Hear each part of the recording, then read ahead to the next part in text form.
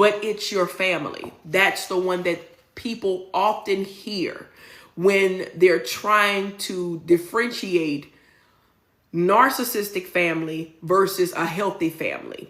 Or they'll normally hear that one when they're trying to when the family is trying to justify wrongful behavior, but it's just your family. A narcissistic dysfunctional family is different between a dysfunctional family. The goal of the narcissistic dysfunctional family is to always create chaos, that you never find your identity, and to always live in toxicity. It's a game of manipulation, control, that no one ever rises above the next person in the family dynamic.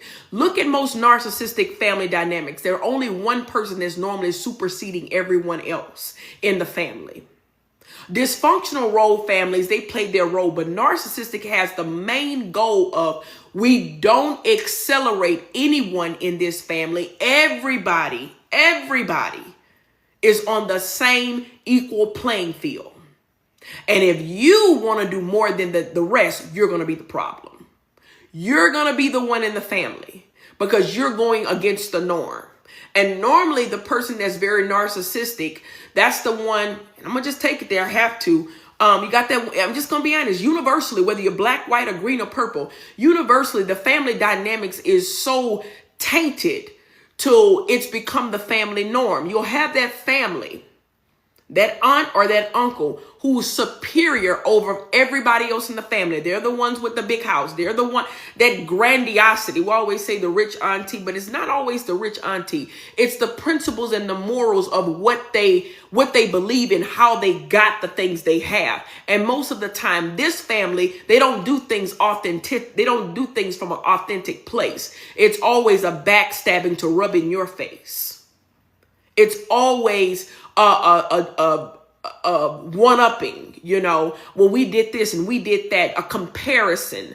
And that is very toxic. That's very toxic. Look at your family. Now, I'm talking about if you had a healthy family, it's not for you.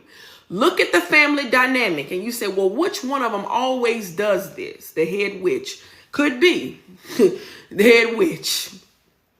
And that's just the dynamic. And no one's supposed to do better than them. If anyone does, it becomes an instant competition. And if you're a child seeing that, you would say, well, why are we competing against your sister? Why are you competing against your brother?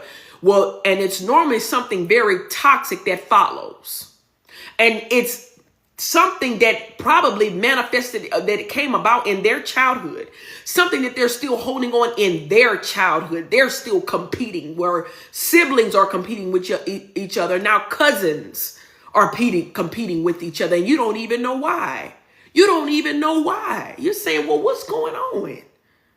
And if you sit in those type of dynamics, if you fester in those type of dynamics, you will become the same person that they cause you to be off of those dynamics, and you will bring those toxic traits.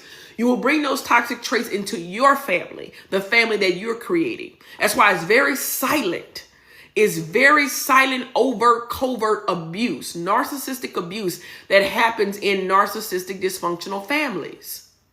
And some of the things that they do are very subtle. They're very subtle. The gaslighting. Oh, that never happened. Oh, she's always that way. The love bombing. Well, you're the one that's supposed to get the family together. You know we need you. That's an example of love bombing. To insult your intelligence. You got that put a one in the chat. You've heard it. Well, didn't you say you want to get the family together? Get what family together? Y'all been doing this back since the 80s. Y'all were doing this in the 60s. You think the grandkids gonna get this together? But they will what? They will tell you those things to gaslight you, to make you feel of importancy, as if they care about the family getting together, only to embarrass you and to have you what? Out of your mind, with the goal of getting the family together. One of the myths that I wanted to talk about was, but it's your family. This phrase becomes gospel. It becomes Bible. It's just your family. This one statement has kept more people bound to toxic relationships than anything else. But it's your family.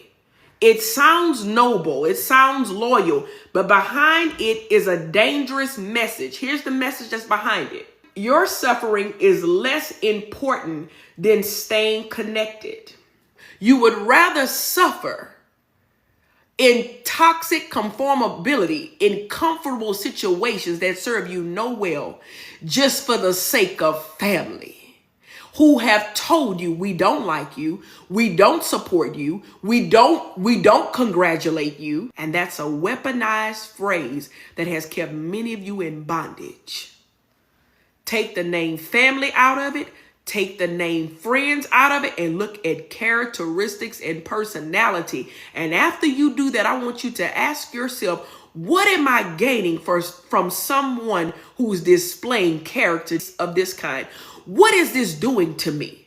Be real with yourself today. I can love you, but for me to respect myself, I have to look at this as this is not okay.